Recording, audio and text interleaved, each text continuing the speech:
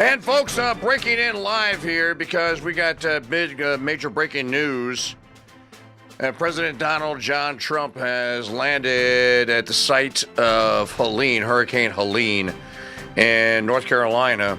And we wanted to bring you this press conference because of what is happening at it. And that is President Trump been going down the list of things that have gone incredibly and terribly wrong and why it might have happened, saying that he now believes that the Federal Emergency Management Agency needs to be doged out of existence. Instead, let the states handle it, and then maybe the federalities kick in a little bit for the for the effort here. It's groundbreaking stuff that's going on here live, and I know a lot of our listeners have a lot of friends and family members and listeners that actually live in Western North Carolina. So I thought we would broadcast this one live to you here on the Crusade Radio Network. Warren Daniel. Thank you. Thank you very much, Kevin. Warren. And County Commissioner Jennifer Best. Thank you, Jennifer. Thank you. So Hurricane Helene was one of the worst natural disasters in American history. It was far worse than it was even billed. I have never seen such water damage. It was largely water damage, wind damage, but water damage nobody's ever seen. I've been here, as you know, numerous times, but now I'm here in a position where we can do something. I've been in office for 4 days, and I wanted to come sooner, but actually they had a little problem with getting logistically in here, but I would have been here even sooner. 104 North Carolinians have lost their lives. Is that now a fairly firm number, or are they still finding people? You know, what do you think? They're still finding people? Pretty much okay? It's a lot of people. 104 people lost their lives. 73,000 homes were severely damaged or destroyed. And I'll tell you, I've been to a lot of them, and this was like lots of hurricanes in one. I've never seen such damage done by water. And the water came, it was violent, and it left, and there was like nothing left. It's really pretty amazing. At one point, half of the emergency calls to FEMA went unanswered. That's real bad. FEMA was not doing their job. The city of Asheville went without running water for 2 months. A whistleblower testified that some FEMA employees refused to help people who displayed Trump signs on their property. I think that's true, isn't it? I read that. That's not nice. That's not too nice, is it? But whoever those property people were, thank you very much. Michael, is that true? That's not good, huh? About the property owners you put a Trump sign on and they wouldn't help? FEMA. Earlier this year, FEMA kicked 2,000 North Carolinians out of their temporary housing into below freezing temperatures. What was that all about? You know about that? What happened? Tell me. We had an incompetent administration under Biden, and we had a disaster, and we call it the disaster after the disaster. That was the FEMA response. You had nothing but disaster since then. It doesn't matter at this point. Biden did a bad job. Some residents still don't have hot water, drinking water, or anything else, and many of them don't have quarters. They don't have anything. They got a stipend for what they lost, and we're going to take care of it. This is totally unacceptable, and I'll be taking strong action to get North Carolina the support that you need to quickly recover and rebuild. We're working on it very hard, and I think if Michael Whatley does half as good a job for North Carolina as he did for my campaign, we'll be very happy. Him and Laura were a very powerful team. So you think you can handle it, Michael? I don't know. I'm not sure, Michael. I think this is maybe in many ways easier, okay? Maybe easier. But you're going to lead the team. Do you want to say who the congressmen are that you want to appoint? Do you want to introduce them?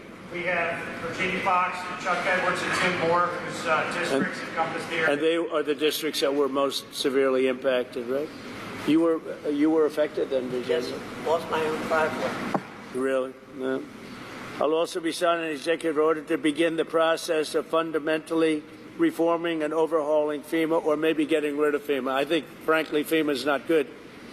I think when you have a problem like this, I think you want to go and whether it's a Democrat or Republican governor, you want to use your state to fix it and not waste time calling FEMA, and then FEMA gets here and they don't know the area, they've never been to the area, and they want to give you rules that you've never heard about. They want to bring people that aren't as good as the people you already have.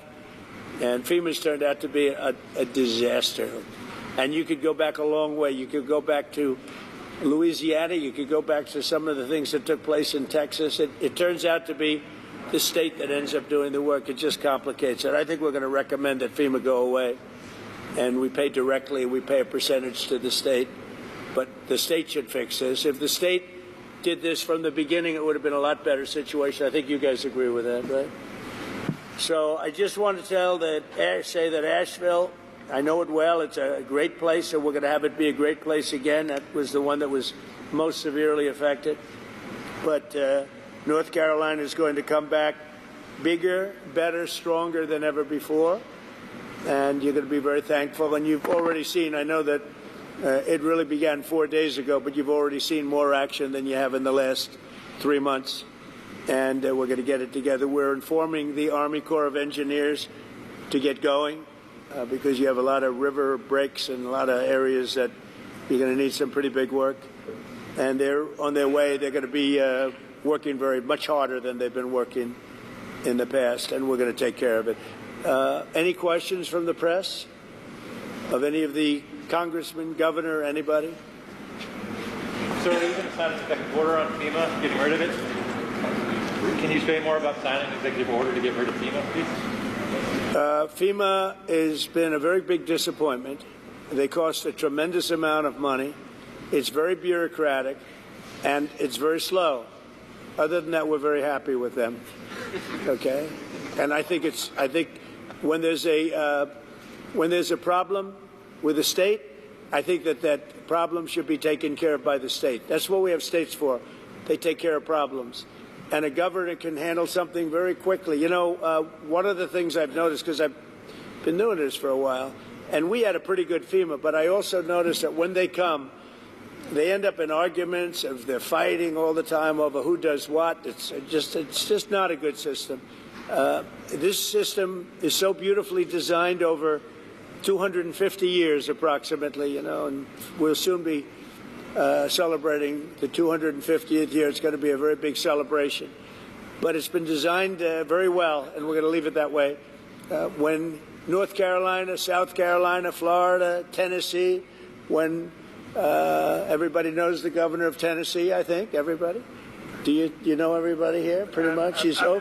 I never thought of it, but you're right over the ridge. Right over the hillside. So you're here to help. That's great. The people in this region, including Tennessee, the people of Appalachia, are grateful that you are here and that you haven't forgotten them.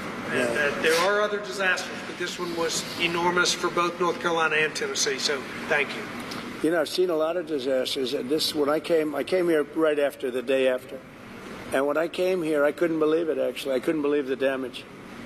And I've seen a lot of them. This was more like a tornado than it was what we witnessed. So we're going to get it very much taken care of. Good job. That's nice that you came. And so you call it you're right over the ridge, right, Tennessee? Over the ridge, yes. I like Tennessee too.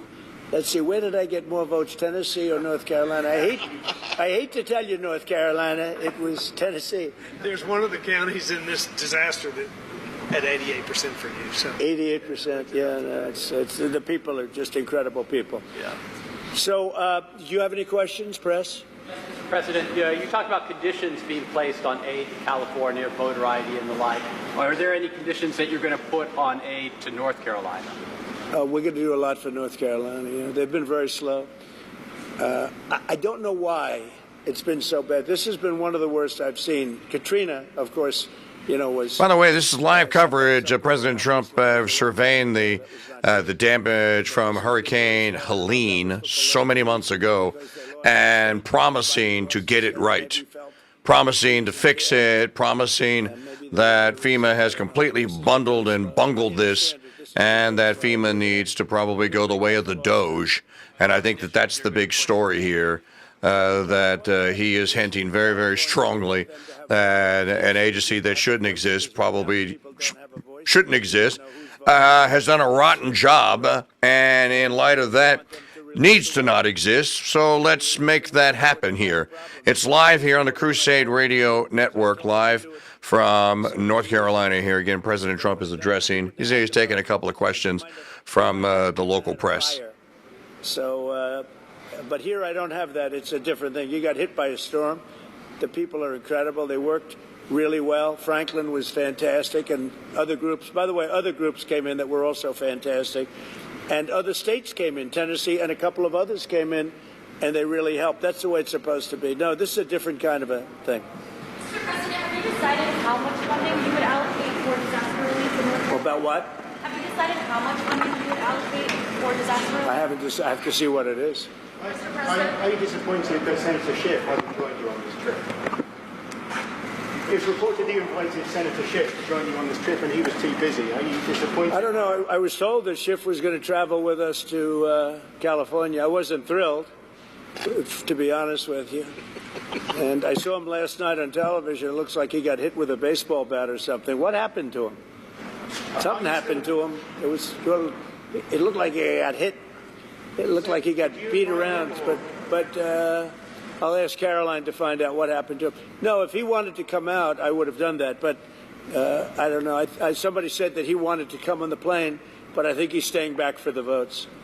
There's some pretty good votes going on. Yeah. President, what is your timeline for getting rid of FEMA? For this one? For this one? You just talked about possibly getting rid of FEMA. What timeline are you looking at, and how would you do that? Well, we're looking here. Here you're talking about. To start, we're going to start immediately, timeline. And to finish, it's going to be a period of time. You know, people are also rebuilding their houses. How long does it take to build a house, right? It takes some time. And I want them to build houses bigger, better, nicer than they had before, so they can have, at least they get something out of this disaster. This was a real disaster. No, timeline will be fast. In terms of infrastructure, I think very fast. I want to thank Elon, because Elon was able to get us communication systems, as you know. Starlink. We had no communication. The first day I got here, I was asked by one of the people, one of the really great representatives, professionals, that is there any way you could get Starlink here, because they had no communication whatsoever. And I called up Elon Musk, and he had, hundreds of units brought here, brought immediately. And it's hard to get. They couldn't get them before. And that made a lot of difference. I think it saved a lot of lives, actually. Yeah. Infrastructure-wise, we'll do it quickly. Sir, can you just talk about how long you think it might take to get rid of FEMA? What's the timeline on that? If we're going to roll it back? Yeah, I would say, look, as far as I'm concerned, I'm not really thinking about FEMA right now here. I'm thinking about Michael Watley, and I'm thinking about the 3 Congress people that you just heard from, and also the other people in Congress, and they'll be working with the governor.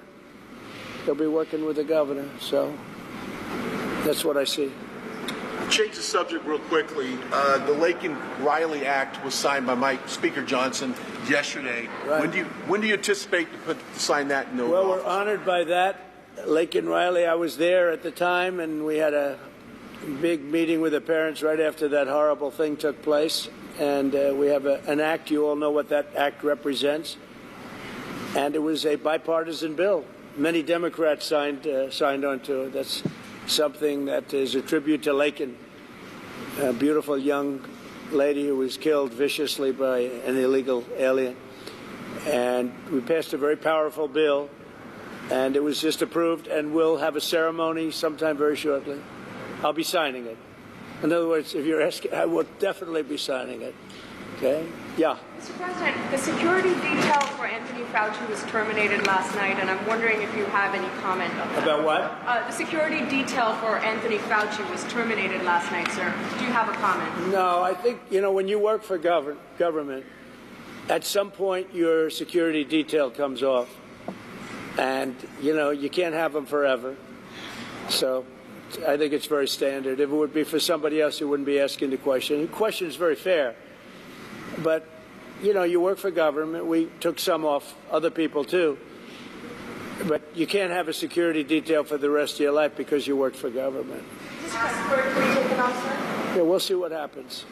Would you feel partially responsible if something were to happen to, say, Dr. Fauci or John Bolton? No.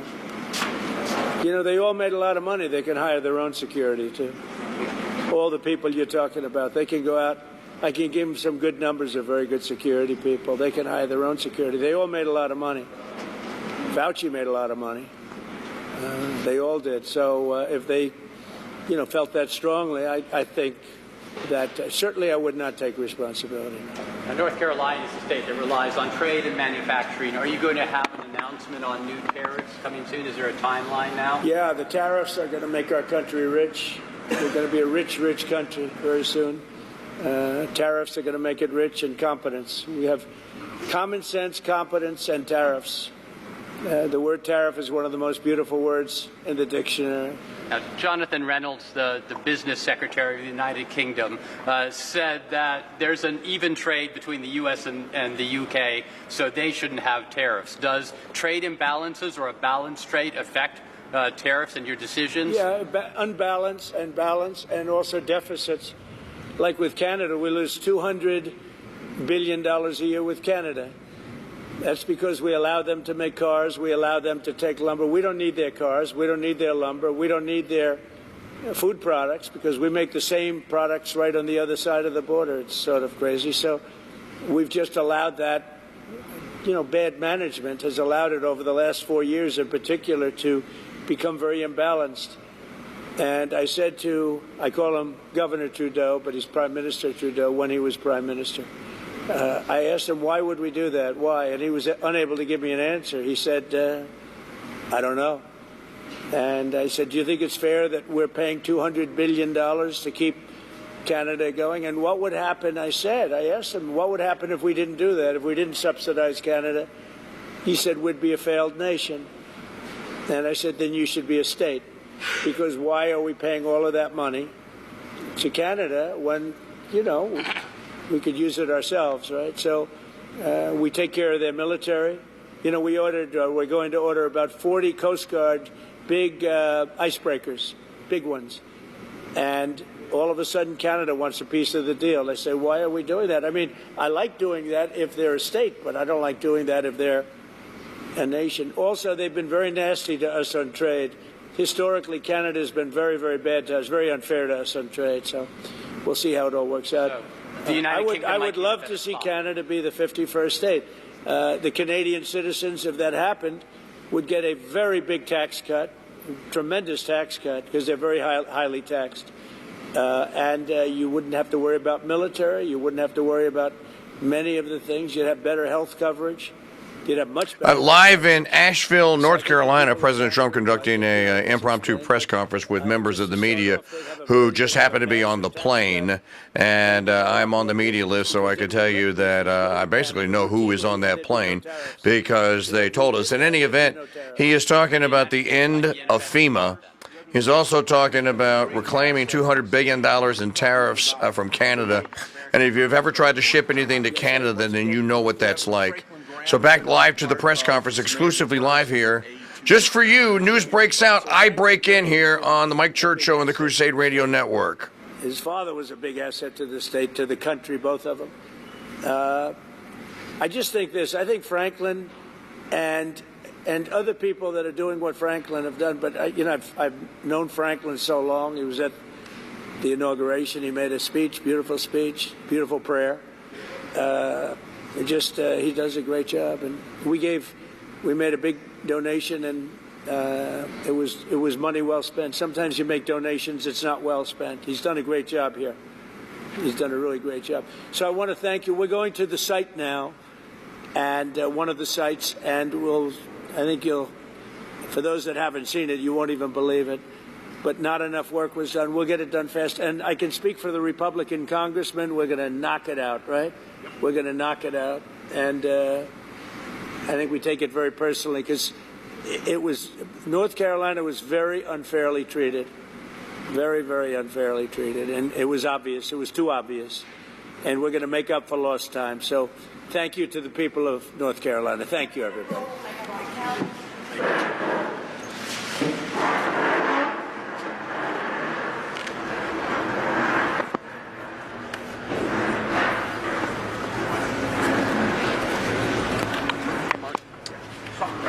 And again, as President Trump wraps up his press conference here, you might have heard my colleague Mike Parrott talking during the Parrott talk show today that he doesn't believe his eyes and his ears, and what he's seeing here is this is the transformational moment.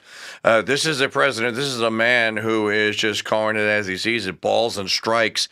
And guess what? FEMA has been throwing balls for like 40 seasons, or however many, I think 35 seasons. Haven't gotten an inside the park single yet. And with how they botched the recovery after Hurricane Helene, there just simply is no reason for the agency to exist. I'm actually impressed by how he called it out, though, because he said that the states can do this, and the states, it's actually just common sense, practical.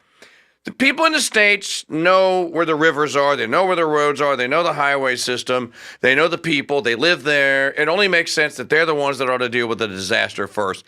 When they need assistance, they can go higher up the ladder, but that assistance will come in after the fact. The states will be the primary responders. Folks, this is going to save hundreds of billions of dollars, tens of billions per year. And I hope he also revisits this thing called NIFIP. I was talking about this on the Mike Church show the other day. NFIP, National Flood Insurance Program, needs to go. Mr. President, needs to go. President Trump and Melania are now going to get back on Air Force One. Well, they're going to actually go to the site, and then they're going to get back on Air Force One, and they are going to fly to Los Angeles. By the way, breaking news, I can tell you, because that press conference, I had to delay it 20 minutes so we could get to the end of our previously scheduled recording. I can tell you that, actually, we can go, looks like we may be going back live to the site where there is a presidential podium set up. President Trump has put two conditions. When he arrived in Asheville, he was asked, well, were you going to put any conditions on the aid to North Carolina? He said, no. Why would I? Why, these people are suffering. Why put conditions? And the reporterette said, well, you're putting conditions on the aid to California. He went, totally different. That's not the same. It's not the same. And she said, well, do you know what the conditions are? You said you were going to put the aid would come with conditions. And he said, two conditions already. I'm going to tell you what the two conditions are. Voter ID, release the water. If you don't put voter ID, the people have no say in this government. The government is letting the state burn in front of the people's eyes. And there's nothing they can do about it because they have no voter ID. So, voter ID, let the water flow. And the reporters in the pool were just simply stunned. Going like, you can't do that. And he kind of looked at the guy like, yeah, I can. And yes, I am. So a great day, I hope, for the good people of North Carolina. So many Mike Church Show listeners and Crusade Radio Network members and people that I have known throughout the years. And again, my sister lives in the kind of middle central part of South Carolina, just south of Charlotte in Rock Hill, South Carolina. And from Rock Hill, we took many vacations to my sister's house and stayed for a couple of weeks each summer. It was our summer vacation home, basically. And we would make a trip almost every year to Lake Lure. Lake Lure is like ground zero, where the water swept all those homes away with the rivers and the streams and everything that lead into Lake Lure. And I think that's where President Trump is actually headed. So I've actually been to that area. We have many, many listeners and a lot of friends that have been so poorly adversely affected. And people don't know. And he's going to go there and he's going to see this. There are people that are still living in these little cabins that were built by the Amish. You know, the Amish people came down from Ohio and Pennsylvania, and then the Amish people just, they get together and they put barns up. Well, apparently they get together and they put little cabins up. And were it not for the civilians, the United Cajun Navy is still there. I checked on their Twitter feed. They're still there today. So great Americans and good Americans have been responding to Hurricane Helene. Imagine if we weren't good Christian people. And in Hurricane Helene, the people of Hurricane Helene, that they were like in Bangladesh after a tsunami hits. Who would come to their rescue? We're fortunate that we live here in the United States and we have we are blessed with such wealth and resources that we actually can help our neighbors out. Because had it not been for the neighboring states and all the great people from around that have traveled to Western North Carolina, and people just keep pushing that envelope and keep doing it every day on social media, that, hey, man, squeaky wheel here. They have still not dealt with Hurricane Helene and the aftermath. So we brought you this event live, and we're happy to do it. When news breaks out, of course, we break in here on the Mike Churchill and the Crusade Radio Network. And again, just to recapping the news, if you missed it earlier, when he left for North Carolina, for Andrews Joint Air Base, that's AJB, as they say in the biz, AJB, when he left for AJB this morning, he briefly talked to some reporters, and he hinted at the FEMA thing. They must have gotten on the plane, and he must be in contact with Elon, and they must be talking about this, that, yeah, it's time to get rid of FEMA. Folks, this is, now, if you're keeping track of this at home, these are things that we have been talking about for part near 3 decades. That now Donald John Trump is like bringing actually into existence. And it's quite an exciting time here, because if you start, the more that you take away from Mordor and send it back to the states are going to decide not to do it. If you actually have to tax people for the government that they have, and they actually have to pay for it without being able to borrow, using the feds to borrow money and run up $2 trillion deficits, do the math, figure it out for yourself. How much stuff, if it's sent back to the states, is never going to be done by government again? Because they're not going to be able to, they're going to go to people like me and you in our state, are going to go, yeah, we're going to keep up this level of service that the feds were providing, and your income taxes are going to triple, and the sales tax is going to go from 3.75% to 9%, plus your parish tax and all that. Well, people are going to revolt. The easy way out of this is to go back from old Led Zeppelin album, Into the Outdoor. Go back from whence you came, and return most of this stuff back to the people. We don't need government to do almost everything that they do. I think President Trump is realizing it. And the fact that we're actually talking about ending an entire federal agency that shouldn't even exist and is just a teat-suckling behemoth, FEMA, is just incredible. All right, we're going to continue now with our regularly scheduled programming here on the Crusade Radio Network. When news breaks out, we break in, as we always do. Thanks for watching. Thanks for listening. Hey, put something in the tip jar. Maggie and I are working overtime again today. CrusadeChannel.com/donate, or become a Founders Pass member. CrusadeChannel.com/offer. We'll see you soon. We may be back when he gets to California, here live on the Crusade Radio Network.